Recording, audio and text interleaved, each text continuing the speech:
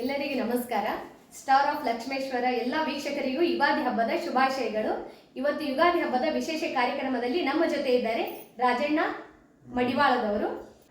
ತಮಗೂ ಹಾಗೂ ತಮ್ಮ ಕುಟುಂಬದವರಿಗೂ ಯುಗಾದಿ ಹಬ್ಬದ ಶುಭಾಶಯಗಳು. ನಮಸ್ಕಾರ. ನಾಡಿನ ಸಮಸ್ತ ಜನತೆಗೆ ಯುಗಾದಿ ಹಬ್ಬದ ಶುಭಾಶಯಗಳನ್ನು ಕೋರುತ್ತೇನೆ.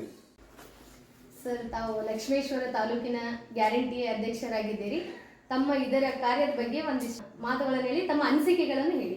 ಸಾಮಾನ್ಯ ಪಕ್ಷದ ಒಂದು ಕಾರ್ಯಕರ್ತನಾಗಿ ನಾನು ಸೇವೆಯನ್ನು ಮಾಡ್ತಿದ್ದೀನಿ.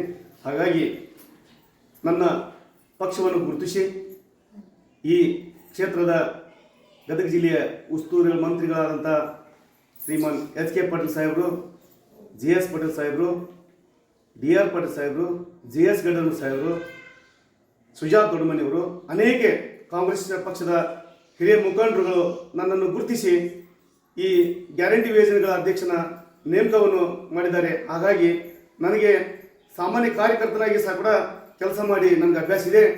ನನಗೆ ಈ ಕಾರ್ಯಕ್ರಮದ ಅಧ್ಯಕ್ಷನಾಗಿ ಸಹ ಕೂಡ ಅವರು ಏನು ನೇಮಕವನ್ನು ಮಾಡಿದ್ದಾರೆ. ಸಮಸ್ತ ನನ್ನ ತಾಲೂಕಿನ ಲಕ್ಷ್ಮೇಶ್ವರ ತಾಲೂಕಿನ ಎಲ್ಲ ತಾಯಂದಿರ ಮನೆಗೆ ಹೋಗಿ ಆ ಯೋಜನೆಗಳು ಮುಟ್ಟಿದವೇ ಇಲ್ಲೇ ಅವರಿಗೆ ಈ ಭಾಗ್ಯಜ್ಯೋತಿಯ ಕರೆಂಟಿನ ಕಾರ್ಯಕ್ರಮಗಳನ್ನು ಬರ್ತಾ ಇದೆಯಲ್ಲ, ಅದನ್ನು ನಾನು ಸಹ ಕೂಡ ಮನೆ ಮನೆಗೆ ಹೋಗಿ ಕಾರ್ಯಕ್ರಮವನ್ನು ಜನರಿಗೆ ಮುಟ್ಟಿಸ್ತೀನಿ ಅಂತ ಈ ಕೆಲಸದಲ್ಲಿ ನಾನು ಹೇಳ್ಕೊಂತ ನನಗೆ ಸಹ ಕೂಡ ಅಂತ ಕೆಲಸಗಳನ್ನು ಕೊಟ್ಟಿದ್ದಕ್ಕೆ ನನಗೆ ಭಾಳ ಖುಷಿ, ಹೆಮ್ಮೆ ಆಗಿದೆ ಮೇಡಮ್. ಸರ್, ತಾವು ಗ್ಯಾರಂಟಿ ಯೋಜನೆ ಅಧ್ಯಕ್ಷರಾದ ನಂತರ ತಮ್ಮಿಂದ ಜನಗಳಿಗೆ ಏನು ಹೆಲ್ಪ್ ಮಾಡಿರಿ ನೀವು? ಮೇಡಮ್, ನನಗೆ ಸರ್ಕಾರ ನಾನು ಗುರುತಿಸಿ ಇವತ್ತು ನಾನು ಗ್ಯಾರಂಟಿ ಯೋಜನೆ ಅಧ್ಯಕ್ಷ ಮಾಡಿದೆ.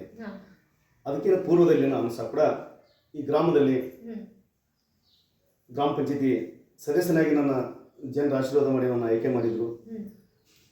ಸುಮಾರು ನನ್ನ 24ನೇ ವಯಸ್ಸಿನಲ್ಲಿ ನನ್ನ ಗ್ರಾಮ ಪಂಚಾಯತಿ ಸದಸ್ಯನಾದೆ. ಅವತ್ತಿನಿಂದ ಇವತ್ತಿನವರೆಗೂ ಸಹ ಕೂಡ ನಾನು ಜನಪರ ಕೆಲಸ ಮಾಡ್ತಾ ಬಂದಿದ್ದೇನೆ. ನನ್ನ ಕೈಯಿಂದ ಏನು ನೀಗುತ್ತೆ ಆ ಕೆಲಸವನ್ನು ಪೂರ್ಣಗೊಳಿಸುವಂಥ ಕೆಲಸ ಮಾಡ್ತಾ ಬಂದಿದ್ದೀನಿ. ಹಾಗಾಗಿ ಈಗೂ ಸಹ ಕೂಡ ನಾನು ನಮ್ಮ ಗ್ರಾಮಕ್ಕೆ, ನಮ್ಮ ಗ್ರಾಮದಲ್ಲಿರ್ತಕ್ಕಂಥ ಬಡವರಿಗೆ ಒಳ್ಳೆಯದಾಗಲಿ ಅಂಥೇಳಿ ಸರ್ಕಾರಕ್ಕೂ ಸಹ ಕೂಡ 235 ಮನೆ ನಮ್ಗೆ ಬೇಕೇ ಬೇಕಂತ ನಾನು ಒತ್ತಾಯ ಮಾಡಿದ್ದೀನಿ. ಯಾಕಂದ್ರೆ ಈ ಗ್ಯಾರಂಟಿ ಯೋಜನಾ ಅಧ್ಯಕ್ಷನಾಗಿ ಅದು ಒಂದೇ ಕೆಲಸ ಮಾಡೋದಲ್ಲ, ನಮ್ಮ ಗ್ರಾಮದಲ್ಲಿ ಜನರಿಗೆ ಏನು ಸಮಸ್ಯೆ ಇದೆ, ಏನು ಕುಂದುಕೊರತಿದೆ, ಆ ಕೆಲಸವನ್ನು ನಾವು ಕಾಂಗ್ರೆಸ್ ಪಾರ್ಟಿಯಿಂದ ಕೆಲಸವನ್ನು ಮಾಡ್ತಾ ಇದ್ದೀವಿ.